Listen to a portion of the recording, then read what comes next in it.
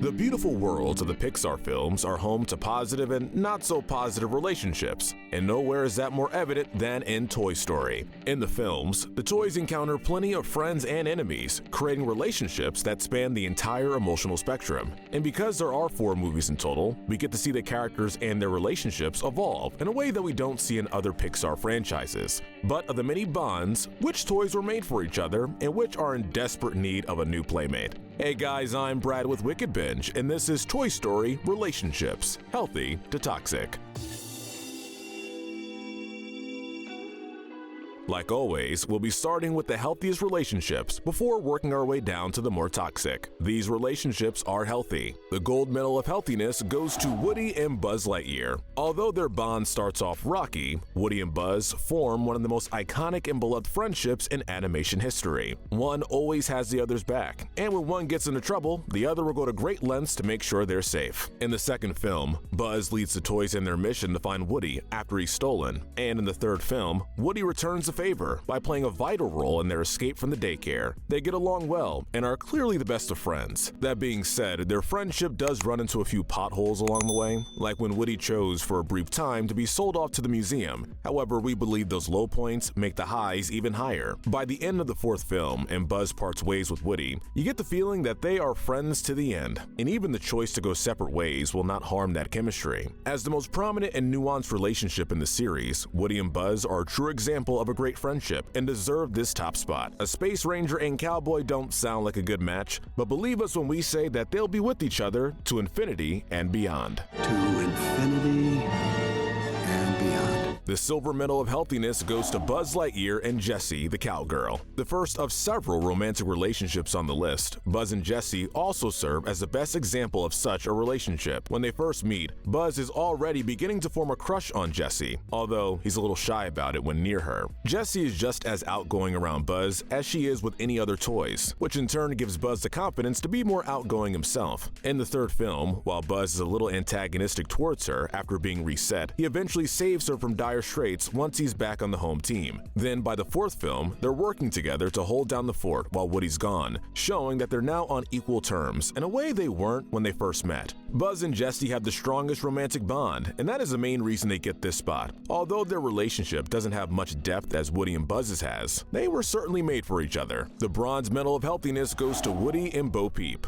When the films begin, Woody and Bo Peep are established as being in a romantic relationship. They have a great kinship, apart from Bo being one of the many toys upset at Woody when he knocks Buzz out of the window. Their relationship, however, isn't properly explored until the fourth film. After she was absent from Toy Story 3, Woody becomes reacquainted with Bo Peep, and we get depth to their relationship that wasn't there before. We learn that Woody was the last of Andy's toys Bo ever spoke with before being given away, which paints them in a far more romantic light than anything the prior movies had done. However, all that time being away from each other has led to Woody and Bo not being entirely on the same page. Woody believes that toys should be with their owner and their owner alone, while Bo insists that there's a life for toys beyond just their owner. It can't be just about the one you're still clinging to. This becomes a big source of conflict for them during the movie, and it's only during the climax that Woody has a change of heart and sees Bo's perspective, choosing to leave with her rather than return to Bonnie. Their relationship is lower because they don't have nearly as much screen time together, as well as those aforementioned moments of conflict, but they still maintain one of the healthier relationships. Besides, if Woody's gonna leave Buzz and the other toys behind, you know they have a great bond. Rounding out the healthy relationships, we have Mr. and Mrs. Potato Head. They're described by Andy as being madly in love, and quite frankly, that isn't too far from the truth. Although Mr. Potato Head is one of the grouchier characters, his marriage shows a far nicer and more pleasant side to his character. They're almost always at each other's side, and they'll always be assisting each other in their hour of need.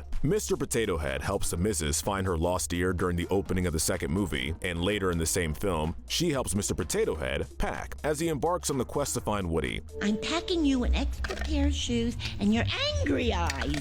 While their relationship is positive, Mrs. Potato Head does make a few decisions that her husband isn't a big fan of. For example, Mr. Potato Head is not fond of his wife's decision to adopt several of the little green men. Their placement on the list is also hurt by how little screen time they have. However, that doesn't take away from the fact that the Potato Heads are great fits for each other and deserve this spot on the list. After all, do you know how hard it is to get on Mr. Potato Head's good side? Now, it's time to cover the relationships that aren't really healthy but are still ways away from being completely toxic. toxic. These relationships are in the gray area. First, we have Buzz, Ducky, and Bunny. They have what we would call a love-hate relationship. Buzz first meets them after getting trapped in a carnival game, and when he asks them for help escaping, they kick him in the head. After Buzz frees himself and them, they don't become the best of friends or anything like that. Ducky and Bunny are actually upset with Buzz for getting them out, as it robbed them the opportunity of getting taken home with a new owner. As they follow Buzz during his mission to find Woody, they don't get any nicer towards him. Even Buzz's reassurance that he will get them a new owner doesn't make them any more polite. Where's Forky?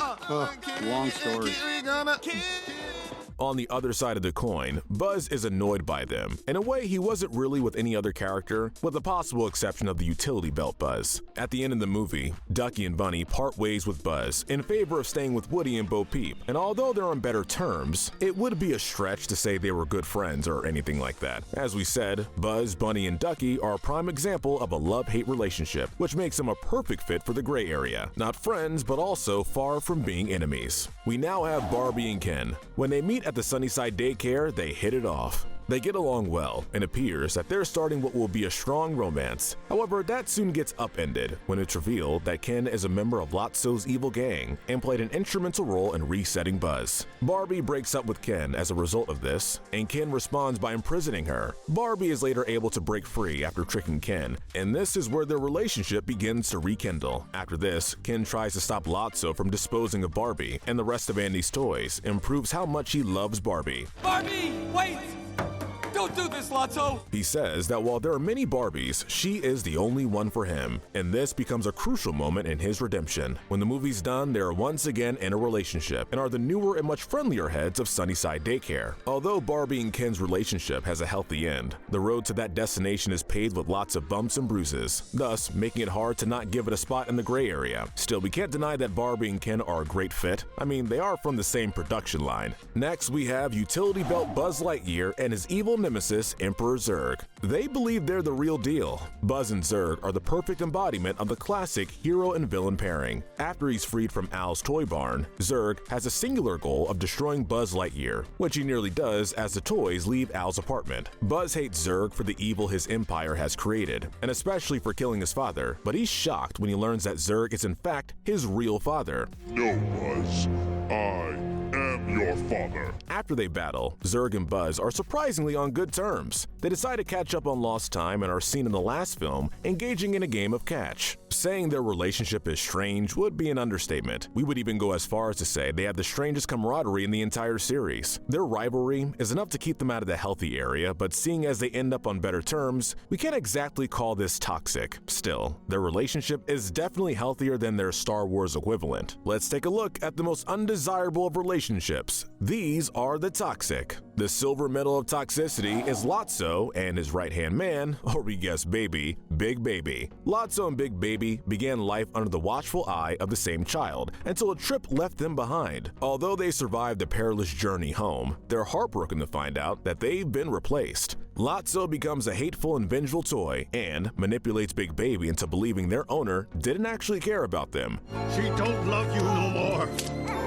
Now come on! Big Baby buys into this notion and soon finds himself as one of Lotso's top henchmen at Sunnyside Daycare. Lotso is as nasty toward Big Baby as he is towards the other toys. He always bosses him around and he never allows him to do anything of his own choice, reinforcing Lotso's tyrannical nature. However, as the film approaches its final act, Big Baby finally has enough of Lotso's demeanor and tosses him into a dumpster, allowing Woody and the other toys a chance to escape. After Lotso is gone from the daycare, all the toys find themselves having far more pleasant lives, and that includes Big Baby. Lotso is toxic and mean-spirited, so it should come as no surprise that his most prominent relationship is one of the most toxic. The gold medal of toxicity goes to Woody and Stinky Pete. Although Pete was a friendly side character to Woody in the Woody's Roundup TV series, the toy Stinky Pete couldn't be farther from that depiction. While he presents himself as a kind and pragmatic individual to Woody initially, that is nothing more than a facade to keep Woody from leaving. He manipulates him into staying several times and even sabotages his escape attempts. He pretends to have Woody's best interest at heart, but in reality, he only cares about himself and cares little for how anyone else feels. He refuses to let Woody escape and finally reveals his true colors as Buzz and the other toys try to free Woody. Fair